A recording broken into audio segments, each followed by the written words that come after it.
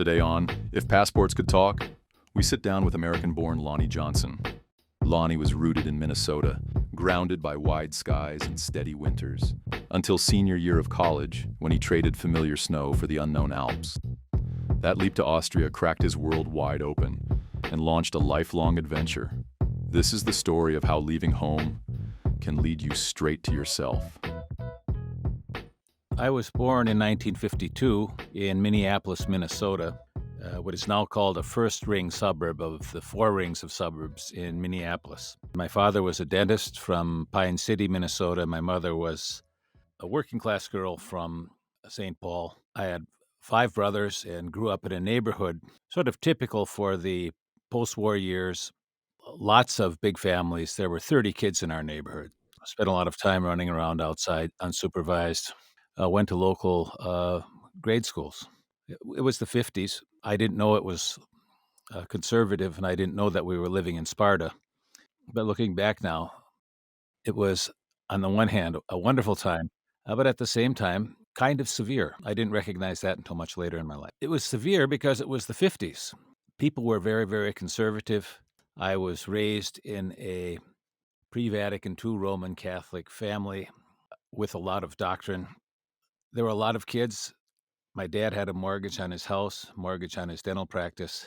I think things were modest. We wore hand-me-downs. It was very simple. They had us convinced that Kool-Aid was a soft drink. I have 5 brothers, so there were 6 sons, and the first 5 were born between 1945 and 1956. I thought it was a planned family. It wasn't. We were about 2 years apart. The kids just kept on coming and coming and coming. It was actually kind of a nut house. There were a lot of kids around. And then our 6th brother came as a trailer in 1964. But there was a lot jostling, a lot of competition, but also ultimately a lot of brotherly companionship, and at the end of the day, affection. So we still do see each other on a regular basis.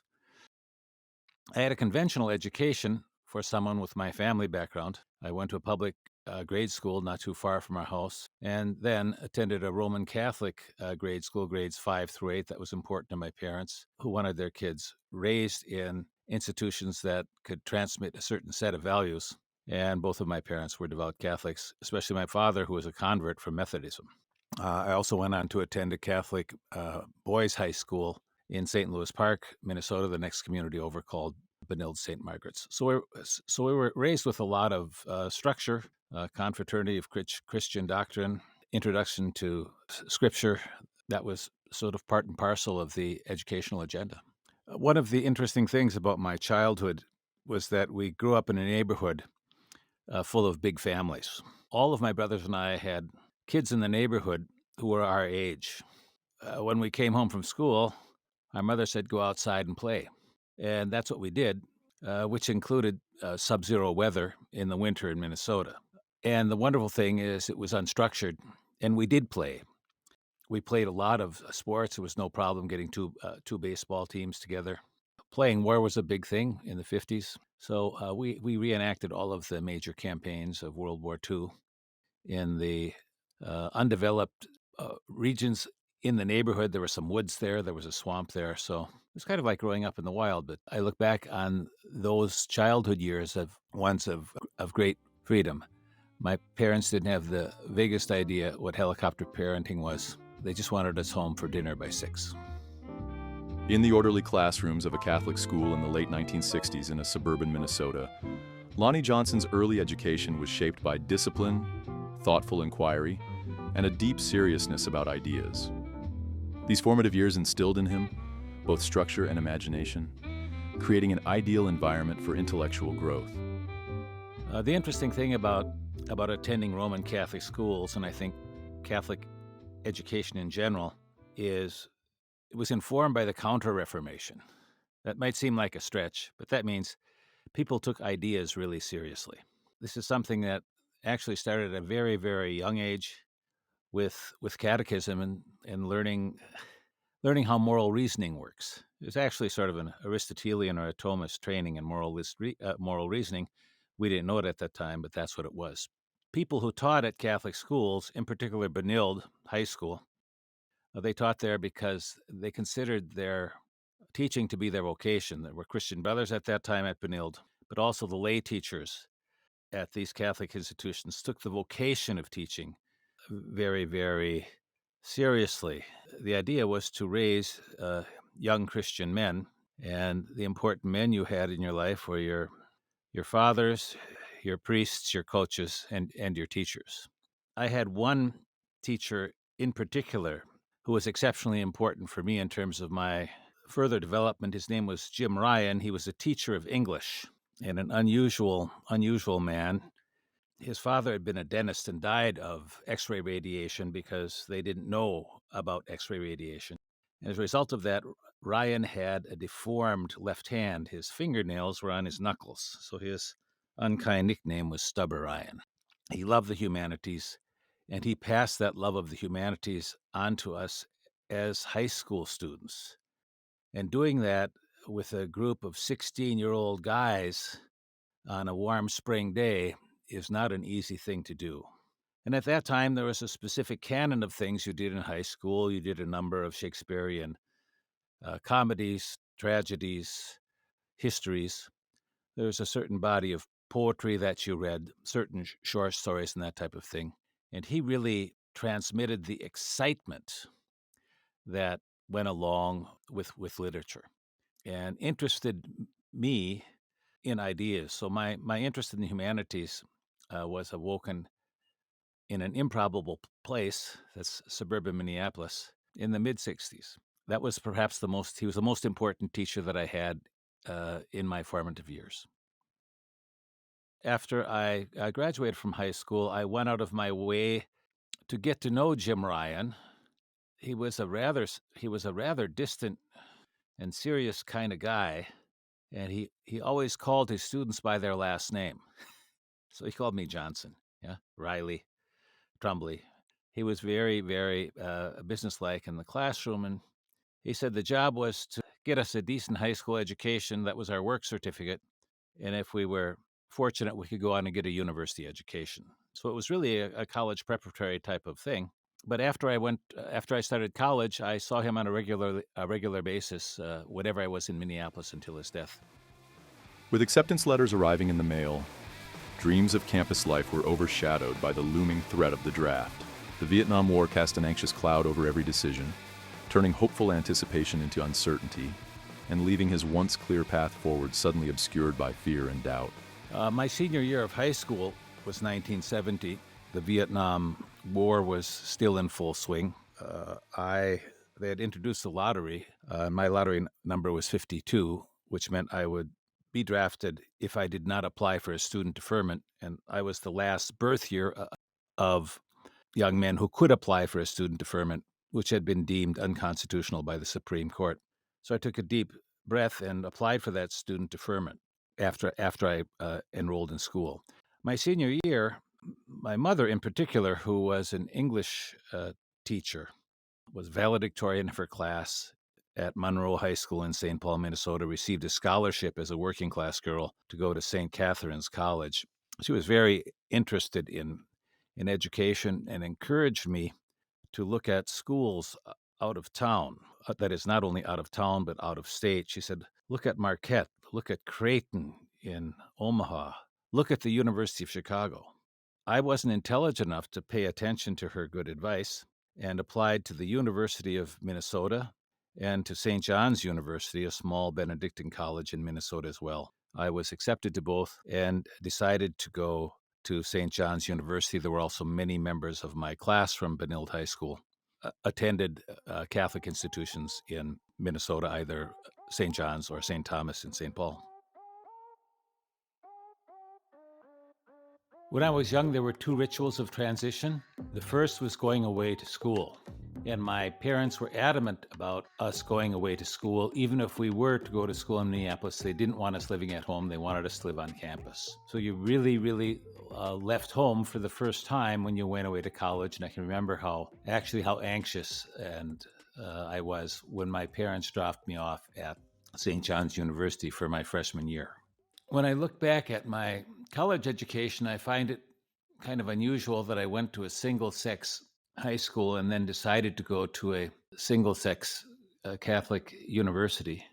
It's hard to explain the quality of the male companionship I experienced both in high school and in college. That was easier than being with guys and girls. I mean, it's bad enough to be an adolescent. It actually, in many ways, I think was easier to grow up in that environment than into one which was even more confusing than the one that I was in because all of these girls would be around. I started college at St. John's as a humanities major. Looking back, I'd have to say whatever that is. The humanities major basically had a handful of requirements, including a foreign language requirement. I'd studied German in high school and then got a minor in German in college. History, philosophy, some social sciences. So it was basically distributional requirements, and allowed me to do what I wanted to do and follow my interests and get a proverbial general education. I really didn't know, like most 18-year-olds don't know, what I was going to do and where I was going to go. At that time, I sort of vaguely speculated, like everybody does who doesn't know what they want to do, about going to law school. But there were no specific plans for after my undergraduate degree or professional plans at that time. I made a series of very, very good friends through dorm life and through my studies. My good friends ended up being in the humanities themselves, English, philosophy. We lived together and we studied hard and we played hard too. Playing hard as an undergraduate in the 70s was loud music and substance abuse, basically. There was a certain amount of apprehension at the end of my collegiate career because of the Vietnam War. I happened to be of the age of the last group of students that received a student deferment, that is, could postpone their military service or be exempted from the draft until they had completed their college and university education. The 2S deferment, the student deferment, brought lots of young men into colleges and universities who perhaps otherwise would not have been there. But the war was starting to wind down, but I would have been drafted after graduation had the war not ended. That was one thing that was on my mind. The other thing was I was in an honors program at St. John's University. Was supposed to participate in a capstone seminar with the director of the honors program, a cryptic Korean Benedictine priest by the name of Chrysostom Kim, who was a member of the Committee of Social Thought at the University of Chicago. I was unhappy with the honors program, and he was unhappy with me. I had discussed that unhappiness with a professor of German that I had, Austrian-born, former Fulbrighter, by the name of Ottmar de Konya. And he said, "Lonnie, you're a humanities major. Why don't you go see the real thing?" I said, "Well, what do you mean?" He said, "Well, the college, St. John's University, is associated with the Institute of European Studies. They have programs in Freiburg and Breisgau and in Vienna. You could attend one of them." And I said, "Yeah, but those are junior year broad programs. I'm going to be a senior." And he said, "Go ahead, go your senior year." And then I said, "Well, what's the difference between Freiburg and Vienna?" And I, frankly, at that time, really didn't know. And he said that Vienna is all capital letters, capital A art, capital C culture, capital M music, capital H history. So I said, "Okay, I'll go to Vienna." So I applied to the Institute of European Studies Vienna program, was accepted, spent my senior year abroad, which for my friends was incomprehensible because our senior year at St. John's University was going to be the best year of our lives together. Leaving Minnesota wasn't about escaping, it was about expanding. And somewhere between two worlds, he began to feel the shape of who he might become. Went to Vienna and was on a junior year abroad program with about 150 other kids from all over the United States. And if there's a second teacher to whom I'm indebted, it would be Ottmar de Konya, not only as a professor of German. He thought I knew German. He tried to teach me German. I had studied a lot of German. I didn't know German before I went to Austria. That was really critical encouragement to do something out of the ordinary. There was no family background that would have ever pointed to going to study in Europe, as far as I'm concerned. Minnesotans feel about Minnesota the way born-again Christians feel about Christ. I mean, Minnesotans are really pathologically rooted and local, and they stay in Minnesota. A lot of Minnesotans stay. I had never been east of the St. Croix River. I had never been on an airplane. I had barely been out of state when I made the decision to study in Europe, which my parents, God bless them, fully supported. And just like that, Lonnie took the leap of faith, trading the clean lines of a Minnesota horizon for the jagged silhouette of the Alps. The immediate anxiety was flying to New York for an orientation program before flying on to London, where there was another orientation program that lasted about a week in England, and then flying on to Vienna. I was not a real sophisticated traveler. When we got to Vienna, I was confronted with a cohort of 150 other kids from all over the United States. Two things were particularly important. First of all, I ended up living in an Austrian dormitory with Austrian students and 3 other guys from my cohort. This was a form of immersion. Now they would call that linguistic and cultural immersion, but they really we were really thrown into the water and had to swim. And I had studied some German, that is, I understood the structure of the language, had a feeling for German grammar and word order and these type of things. And that was important because all of a sudden being in a situation where I was living with my Austrian peers, that allowed me to sort of fill the matrix that I had from previous study. I learned how to operate with the language relatively quickly, which facilitated my access to Viennese and Austrian culture. The other thing, which was really rewarding for me, was I met kids from all over the United States that I would not have met in Minnesota and certainly did not meet at St. John's University, which drew students from the upper Midwest.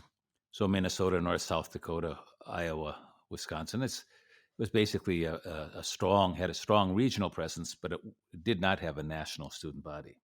And I met kids from Boston and from the South, from the West Coast. This was an introduction to a whole new culture for me. I learned a lot, actually, about the United States by studying abroad. I lived with 4 other American students in this Austrian dormitory in Vienna. We became best of friends and have stayed in touch for many years, sporadically, but we're still close.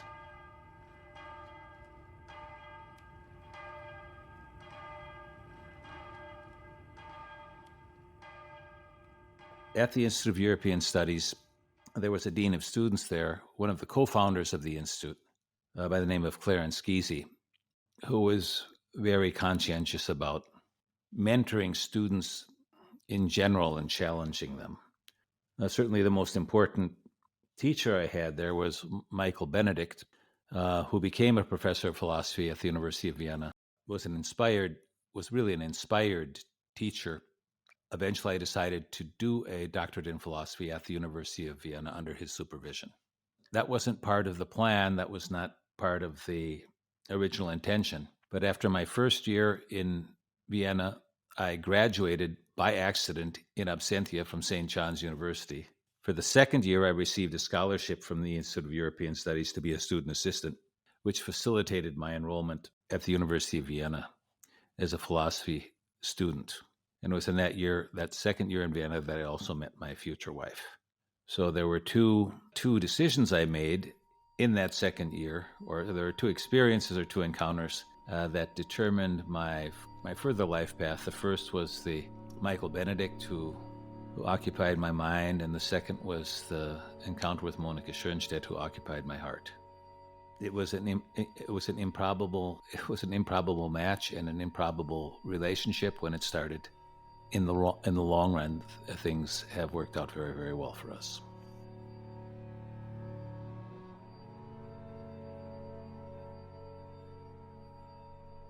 I never went to Europe with the intention of staying there, and after I had been in Vienna for 2 years and had completed this student assistantship, I went home that summer and worked on construction to save money up to go back to Vienna, and I told my father that I was going back to Vienna.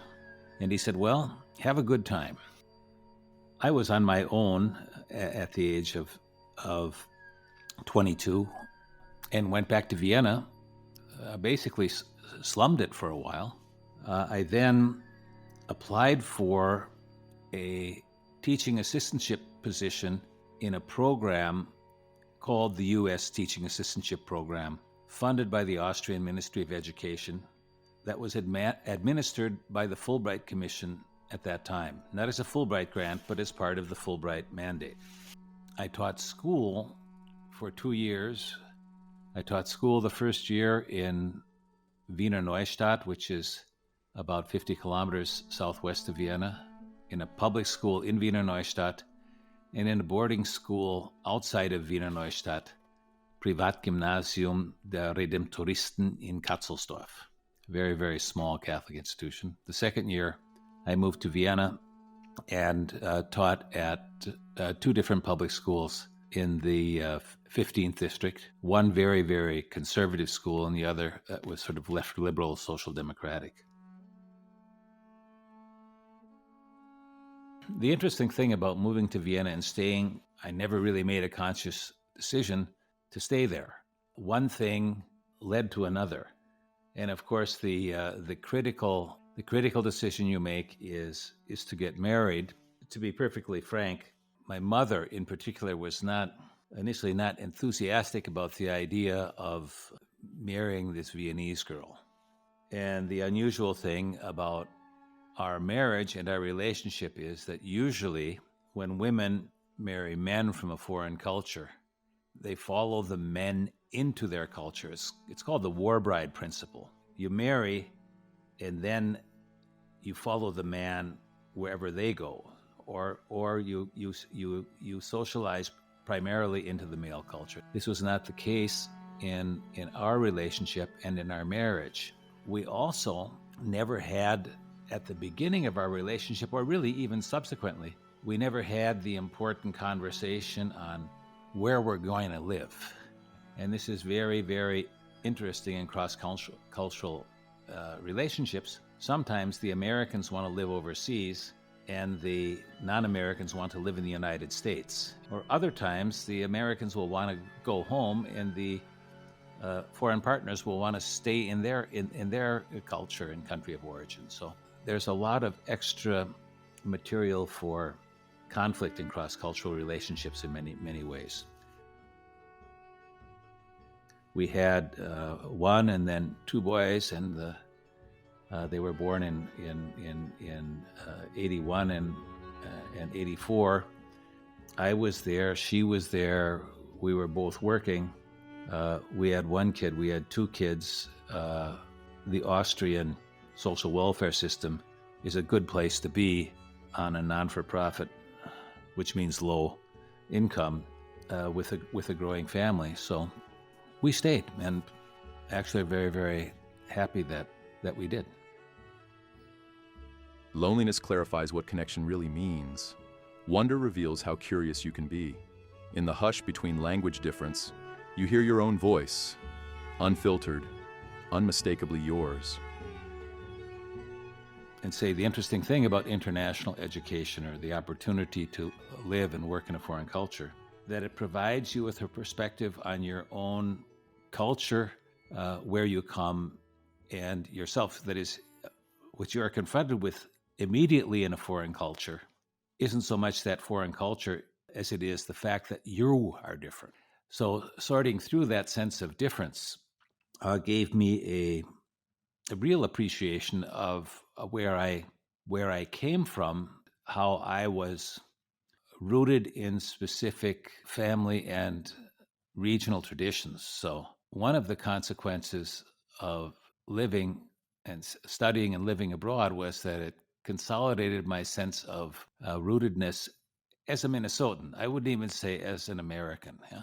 I would say as a Minnesotan, because America is a big place, and I'm from Minnesota. So I guess you could say I successfully re-provincialized once I came to Austria, because the Austrians in many respects are very provincial in their own rights. So the provincial Minnesotan came to Vienna and re-provincialized there. even if you study abroad and you don't learn anything about where you are, you learn an awful lot about the United States. If you're fortunate and sensitive to what they nowadays call cultural difference or difference in general, you have to learn how to interpret why things are the way they are where you are. Interestingly enough, a lot of my scholarship, reading, writing, and academic work has been directed by the simple need to better understand where I am, why people and why things are the way they are, because they certainly aren't like the way they were where I grew up. The other thing was that part of my job as the Dean of Students and Associate Director of the Institute of European Studies Vienna program was to orient these students to where they were. That is to sort of give them some, how are the manners and customs different? Why do Austrians always shake hands? Do you tip hats here? Yeah? How are the gender roles different? Part of my job was explaining or trying to give people some handles to navigate this culture. The Institute of European Studies had two curricular programs. One was the traditional Viennese stuff, basically, plus some international business. And the other was Eastern European or Soviet and Eastern European studies. And in both cases, I traveled with students regularly, not only in Austria, but also in Eastern Europe, in particular to Budapest, to Prague. We had a very close working relationship with Jagiellonian University in Krakow and with the Hochschule für Ökonomie Bruno Leuschner in Berlin, in East Berlin. Was traveling with students in these regions, and part of the task of chaperoning these kids is also to accompany them cognitively, to explain to them what they're seeing and why this is important.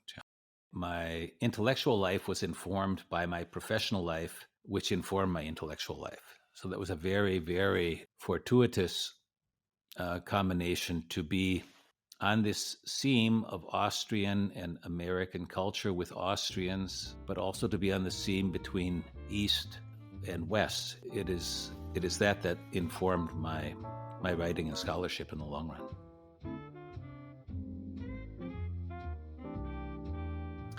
So I finished my dissertation in 1982. I was working, and I worked at the Institute of European Studies with a wonderful woman by the name of Inge Lehne, who was she was a South Tyrolean aristocrat, the daughter of Reit Nicolucci, who was the hero of reestablishing the unity of Tyrol after the Second World War. And she taught a course at the Institute of European Studies called Vienna, the Past and the Present.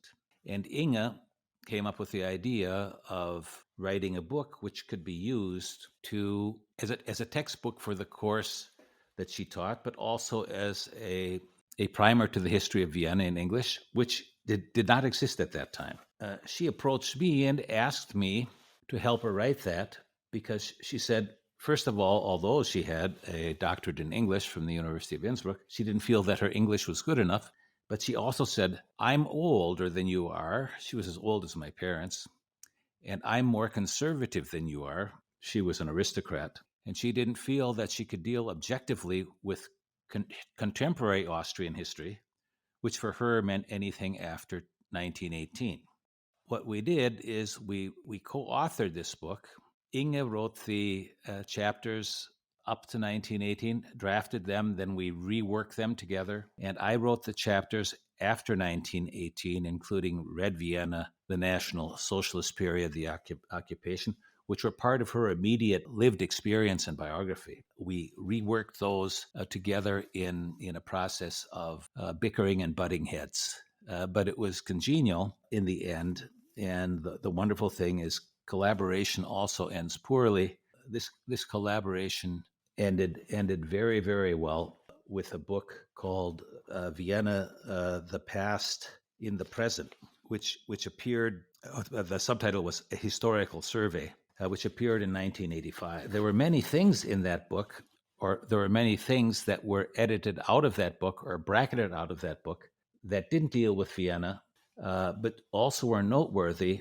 I actually quickly collected those ideas and those topics and wrote a second book, which appeared 2 years later by myself, called Introducing Austria, a Guide of Sorts, which then was republished in the United States at Ariadne Press as Introducing Austria, a Short History. That appeared in 1987 and 1989.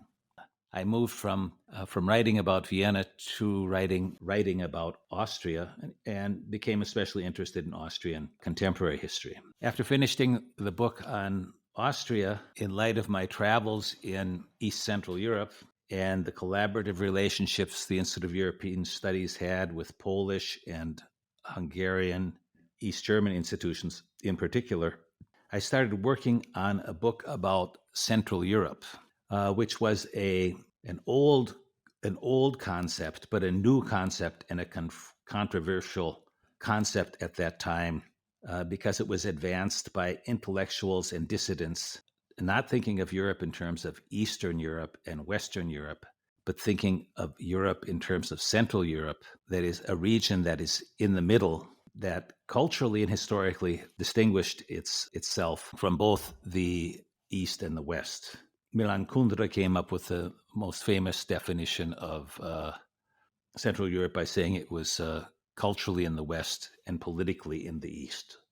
But I started working on a history of Central Europe based not just on Austria, but based on the stories that the Poles and the Czechs and the Hungarians and the East Germans had told me. Wrote a long, actually historical essay called Central Europe: Enemies, Neighbors, and Friends. Those are the three modes of cohabitation: enemies, neighbors, and friends, which then was published by Oxford University Press in 1996, and that was became more or less a standard text used to introduce students to this kaleidoscope of peoples in this part of the world.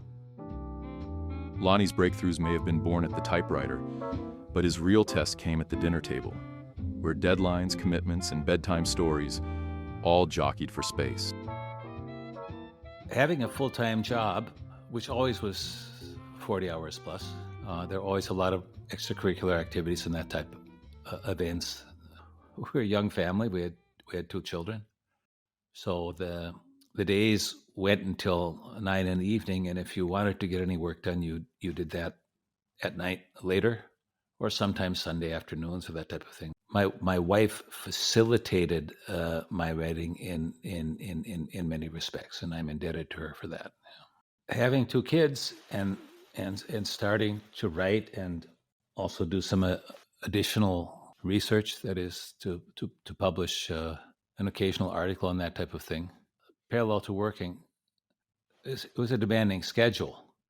The interesting thing was in 1991, I moved from the Institute of European Studies to a Center for Advanced Study in Vienna called the Institute for Human Sciences, which had been established in the 80s by a Polish philosopher by the name of Krzysztof Mikulski and a couple of his colleagues from Germany, as a means of maintaining the spiritual or intellectual unity of Eastern and Western Europe despite the Iron Curtain. And all of a sudden, when the Iron Curtain went down in 1989, this small Center for Advanced Studies had a complete network of contacts because its former grantees had become leading figures in the new democracies in East Central Europe.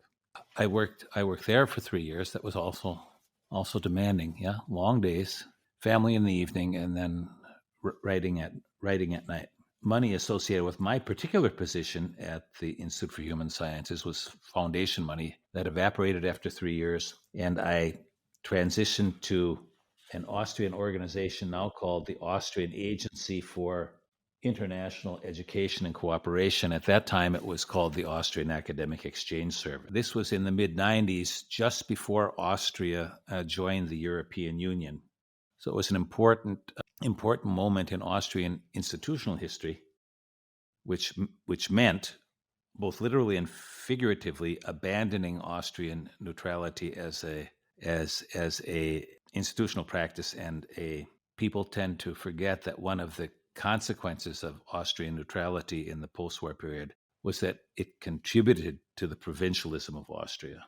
The insight that the Austrian political elites and economic elites had then in the 80s was that Austria could not afford to stay outside of the processes of European economic and political integration. And this is something that really took off then after the collapse of communism. So you have in Austria sort of a belated internationalization, 89, of Austria trying to get into the existing educational and research and institutional networks under the auspices of the European Community, which became the European Union. So I worked at the Austrian Academic Exchange Service, first as the editor of a magazine called Higher Education, Science, and Research in Austria. Was an important preparation for my subsequent work as the executive director of the Austrian-American Educational Commission, better known as the Fulbright Commission. Interestingly enough, I already had served on the board of the Fulbright Commission. The Fulbright program is an unusual program insofar as the individual binational commissions are governed by binational boards with equal numbers of, in this case, Austrian and U.S. citizens, the Austrians being appointed by the Republic of Austria, by the Austrian government, and the Americans being appointed by the local ambassador, in this case, a local U.S. ambassador, and the Americans being appointed by the local U.S. ambassador on behalf of the Secretary of State. And in my case, this was Henry Grunwald, American success story, former editor-in-chief of Time magazine, who was appointed U.S. ambassador to Austria in 1987. And it was under Ambassador Grunwald that I was asked, while I was still working at the Institute of European Studies, to serve as an American on the Fulbright Commission board. So my association with the commission actually went back to being a board member, which was related to dealing with the American students' academic mobility to Austria. And I was asked initially as a board member to manage the affairs of the commission part-time for 1 year because there had been a tremendous unilateral cut in U.S. government funding to the Fulbright program in 1996. And the commission board wanted an opportunity to sort of evaluate what they could do under circumstances where the U.S. government funding had been cut and where Austrian government funding also had been reduced, actually as a response to the unilateral U.S. government cut, although the Austrians at that time and were contributing substantially more to the program than the U.S. government. When budgets shrink and familiar routes close, he's learned that the sharpest minds don't wait for reopening. They redraw the map.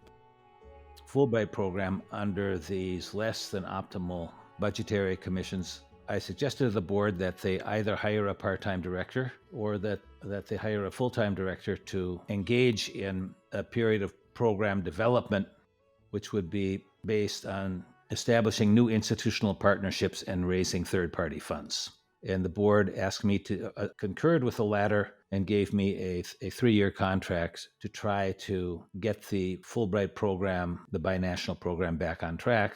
And this actually began a 22-year career as the executive director of the commission. And during this period, what the commission did is it took its exceptional legal status as a binational organization and established a wide range of collaborative relationships to extend its programs, first and foremost cooperative agreements with Austrian universities to host Fulbright professors on an annual basis. Host means host and fund, but also including the Center for Austrian Studies at the University of Minnesota. We also turned to other organizations, the Freud Museum, the International Research Center for Cultural Studies, the MQ, to co-sponsor awards. The Bootstieber Foundation also has generously co-sponsored awards for U.S. scholars to work in Austria and for Austrian scholars to study in the United States. The Marshall Plan Foundation in Austria supports 5 awards for U.S. students in the natural sciences and engineering. The Catherine and Craig Hall Foundation supports an award for entrepreneurship in Central Europe at the University of Economics. So what the commission did over the years was put together a network of organizations interested in Austrian-American relations use the infrastructure of the commission to facilitate their own bilateral Austrian American agendas in science, research, and culture. As a result, Austrian-American program now not only depends on some funding from the U.S. government, it's only about 10%, generous funding from the Republic of Austria, but its grants, many of its grants depend upon funding from these institutional partners. So working for the Fulbright program for me was in many ways a homecoming. I started my career in American study abroad, and I ended my career in a bilateral educational exchange. So that was a fortuitous turn of events. The interesting thing is, if you look at my curriculum vitae now and list these things in chronological order, I worked at the Institute of European Studies, the Institute for Human Sciences, Austrian Academic Exchange Service, Fulbright Commission. It all looks linear, and it all looks like I knew what I was doing. That might be true in retrospect, but the actual matter of fact is there were a lot of twists and turns and curves and in that road. But at the end of the day, I felt very fortunate to be in a position to serve the commission for so many years. Particularly proud of the fact that the Austrian-American program is a large program for a small country. We have 70 to 80 Fulbright Awards for Austrian and U.S. students, foreign language teaching assistants, and scholars every year. And for a country the size of Austria, that's really a very, very large program. So in the global context, the Austrian-American program punches above its weight, and it does so because so many individuals and institutions have supported the program and identified with its mission of promoting bilateral relations and opportunities. In this next segment, Lonnie turns the lens on himself, rewinding the tape of life to trace the arcs, detours, and hidden through lines that shaped his journey. When I look back on my own experience in international education, things are dramatically different now than they were in 1973, 74 when I initially came to Vienna. Vienna was a dismal, a dreary, and really depressing place. It was gray and gray. All winter long, you could smell the sulfur from the coal and the cokes and the oil ovens. It was tough. Yeah, it was a stone's throw from the Iron Curtain. It was really on the edge of the civilized world. And it still had a certain post-war touch to it. But the amazing thing about international education was that it was an adventure. Students were allowed to experiment. They were unsupervised. They went with the opportunities they had. They were on their own. In the interim, and I think this is partially due to the advent of digitalization, international education has become increasingly custodial. There's a lot of coddling, tremendous concerns about liability. Everybody's online, so students really never leave the United States anymore. They just travel with their social networks, and they're 6 to 9 hours out of sync. People don't leave the way that they used to. The distance is not as real as it was, and the question is if the impacts are the same. So the social medialization of education in general has certainly changed international education, where the experience that students have in Austria, U.S. students in Austria have today, is a lot different than it was 20 years ago or 40 years ago. Peel away Lonnie's career accolades, and one truth stays bright: his heart beats for his family. So in this next segment, we'll set aside work timelines and instead listen for the heartbeat that's been pulsing beneath every chapter. Because to understand Lonnie's writing, you first have to understand the family that fuels it. Yeah, if I look back on my personal and professional life, there are a few things that strike me. I've been fortunate with my wife and my family. It's certainly not easy to be married to someone like me who has so many different irons in the fire most of the time. The interesting thing is that my retirement And the pandemic lockdowns put my wife and I in a position to spend more time with each other than we ever have before, has made our relationship after so many years, and I met her 50 years ago, has really enhanced the quality of our being together. My mother was not initially was not happy with the fact that I brought this Austrian girl home and then proposed to her and was going to get married to her. But that relationship turned out very, very well. And my mother and my wife Monica had a very, very congenial relationship. My parents were also excited about the fact that their boys provided them with new experiences in their own lives. Of the 6 Johnson boys, 3 stayed in Minneapolis, St. Paul area. I went to Vienna. Another brother of mine became a geological surveyor in Alaska, and the third brother is a professor of ergonomics at the University of Washington in Seattle. So the fact that their boys were spread out gave them ample opportunity to travel. And my parents visited on a number of occasions and were especially interested in seeing their Viennese grandchildren. In order to facilitate that, they actually flew all 4 of us back every other year so that they could stay in touch and see their Austrian grandchildren. His children carry their own quiet bond to the American story. They trace their sense of home, less to zip codes and flags than to the cousins tumbling across living room floors and the family table that's never short on chairs. For them, the real bond to America is stitched into those weekend gatherings. Potluck dishes, shared stories.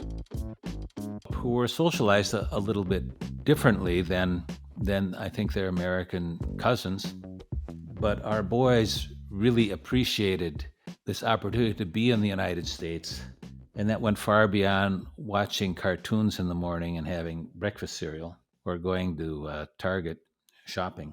They appreciated having an extended family with aunts and uncles and cousins, and enjoyed the wide open spaces of the United States.